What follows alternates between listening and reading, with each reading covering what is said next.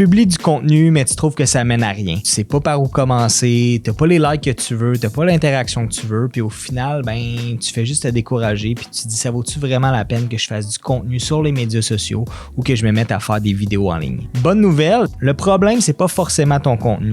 C'est juste que tu vises peut-être pas les bons objectifs en ligne. Dans cette vidéo-là, je vais te montrer les 5 types de contenu vidéo que tu dois absolument avoir dans ta stratégie en ligne. On s'en sert en agence pour être sûr de jamais manquer d'idées, puis aujourd'hui, je te montre des exemples concrets sur comment t'en servir et pourquoi t'en servir.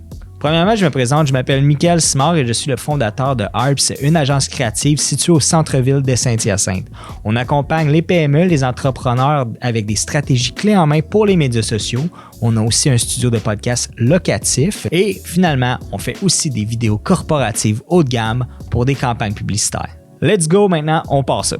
Ton objectif numéro 1 va être ta notoriété. En fait, c'est la base. Tu peux avoir le meilleur produit, le meilleur service au monde, t'existes juste pas si les gens ne te connaissent pas. La notoriété, c'est d'attirer l'attention et avec les médias sociaux aujourd'hui, c'est vraiment une arme exceptionnelle. C'est vraiment là que tu vas bâtir ton image de marque. Donc l'idée, tu peux utiliser des tendances pour faire réagir sur les médias sociaux. Il y a des choses qui provoquent plus que d'autres sur Internet. C'est à toi de décider où est-ce que tu as envie de te positionner là-dessus pour bâtir ta notoriété. L'idée, c'est de décider de faire des choses qui vont faire en sorte de t'apporter des nouveaux commentaires, des nouveaux abonnés puis d'attirer l'attention vers toi. Objectif numéro 2, ta crédibilité. C'est ça qui va transformer quelqu'un qui va commencer un petit peu à s'intéresser à toi puis qui va faire comme peut-être que je vais l'écouter cette personne-là, ce qu'elle a à dire, c'est vrai ou ça peut m'aider dans mon quotidien. Fait qu'au final, tu vas bâtir rendu là la confiance avec ton prospect. Ça se fait pas du jour au lendemain. Une confiance d'un client, c'est pas parce qu'il voit une seule de tes vidéos que forcément il a confiance en toi.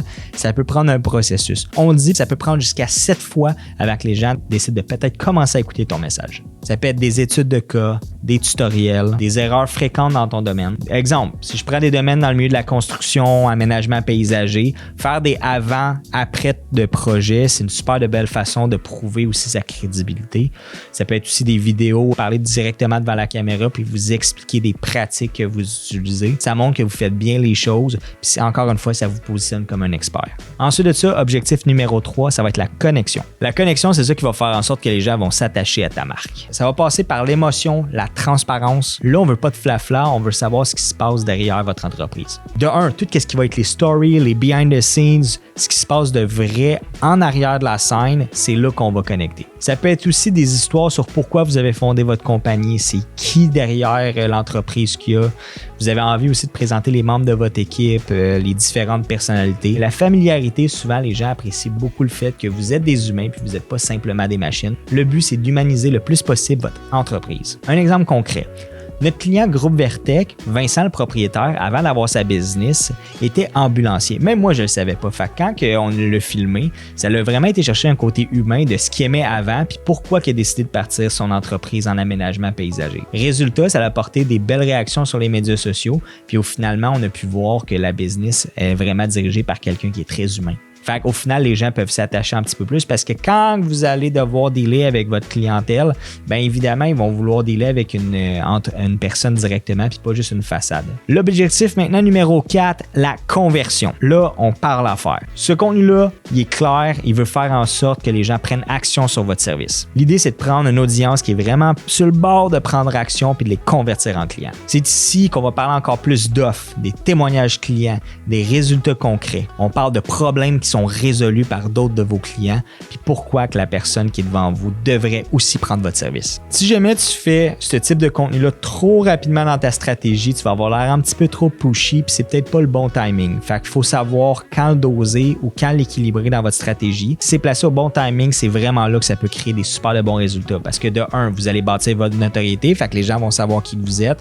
vous montrez votre crédibilité, vous montrez les humains derrière votre business, fait qu'au final, ça fait du contenu organique super intéressant. Puis une fois que vous faites des call to action un peu plus directs sur votre offre, les gens ont plus l'impression de vous connaître. Puis ça fait en sorte que c'est là que les gens vont prendre un rendez-vous avec vous. Ça vous fait un lead de qualité qui est qualifié. Puis ensuite de ça, la vente est beaucoup plus facile de votre côté.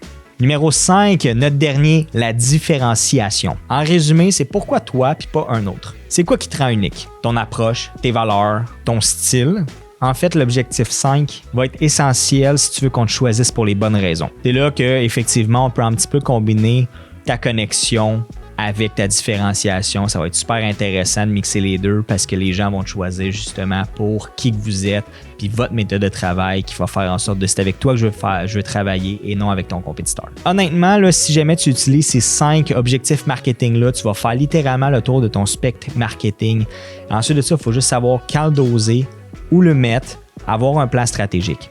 C'est pour ça que j'ai un cadeau pour toi. C'est un guide intemporel qui va t'aider à utiliser ces 5 axes marketing-là dans ton entreprise.